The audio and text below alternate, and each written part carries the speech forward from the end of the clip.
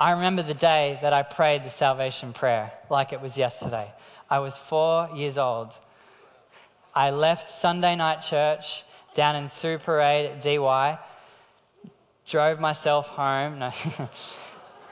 Dad was driving, and I remember as clear as day saying, Dad, I turned to him, we're leaving church, I want to be saved. I want to know Jesus. And he led me in a prayer in that moment, the sinner's prayer, and I asked Jesus into my heart at the age of 4. It's cool, hey, it's cool. Only God, all glory to God. But since that day, I've made some huge mistakes. I have messed up big time. I've done some wild things as a 13-year-old in New York. I used to party with the 12th graders. Crazy. $5 at the door, you get a red cup and all you can drink, kegs. It was American parties, just like the movies. That's what I lived in as a 13-year-old. Sitting in the back of pickups, driving to these parties, and just crazy. God's grace enabled me never to have slept around or to do drugs, but I just was crazy. I was just hooking up and getting drunk. And so my point is, I was saved at 4. What happened?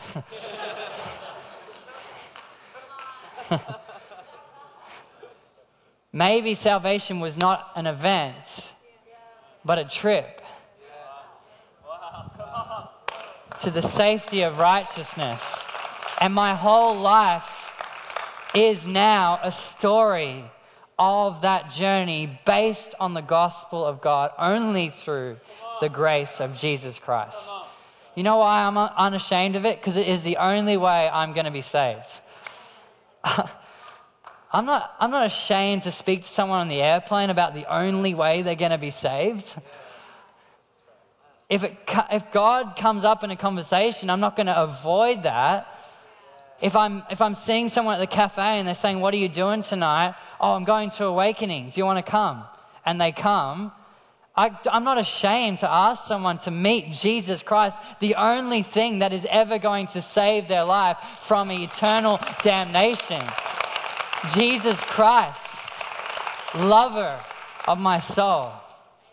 He will never leave us nor forsake us. He is altogether lovely. He is wondrous. He is glorious. And he has saved us. And now we're on this journey. The apostles taught that salvation is by the grace of God alone, through faith in Jesus Christ alone. Ephesians 2, verse 8 to 10, Titus 3, verse 4 to 7, Romans 4, 3 to 5.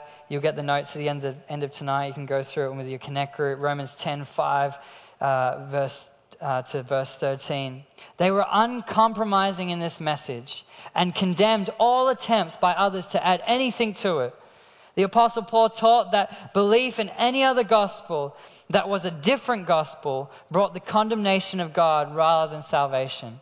So if we base our life on anything else, we will fall into the trap of condemnation, and therefore we will dismiss God himself because our hearts have condemned us, and we will walk away from the very thing that was meant to save us. Why? Because we were trying to do it by works.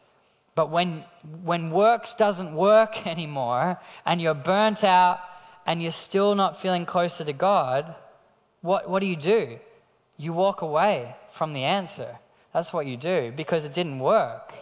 But if you have the gospel of Jesus Christ, by grace alone and faith in Jesus alone, you can take the journey of salvation and experience what this is all about. For time's sake, the power of God, when he says it's the power of God, what does that mean? It is God's power and not ours. No one else's. No one can lay claim except God to the work of salvation. So it's not, I'm not ashamed of the gospel because it's the power of God and also a little bit of Joshua to the salvation if I believe. It's not God's power and a little bit of hocus pocus of me saying shamba-da-dumba in the right moment, No, it is God's power alone to save me. God, that's it. God's power. God's power. God is the only one that can get glory through the gospel of Jesus Christ. Romans 8, verse 28 to 30, Romans 9, Ephesians 1. The next word, everyone. A lot of people get tripped over this, but it really does mean everyone. Paul just said that he's preaching this gospel and he wants to preach it eagerly to Greek and non-Greek. Everyone's included. So God's will is that none shall perish, Peter said. God's will is that none shall perish. So this good news, the only way that we're going to be redeemed is it's for everyone. It's not, just God is sovereign and he has elected and he has predestined, but the gospel is still for everyone. It is not for us to decide who is going to accept it, but for us to preach the gospel high and low, wide, north, south, east, and west. Everyone needs to hear this message. It is then their responsibility, based on the hearing of the message, to respond or not, by us loving unconditionally as Christ has loved us. The gospel is for everyone. Do not get hooked up on the sovereignty of God in this area. That is God's sovereignty, not yours. Do not decide through laziness to use Calvinism as a mechanism to sit down and do nothing. No, the gospel is an activation to love others. Now, I believe in the sovereignty of God. I believe in predestination. I believe that God has elected. But it's not for me to decide. It is for me to love. And if I am sitting back and judging and watching, I am being judged. And I have been condemned by the very thing that I'm doing.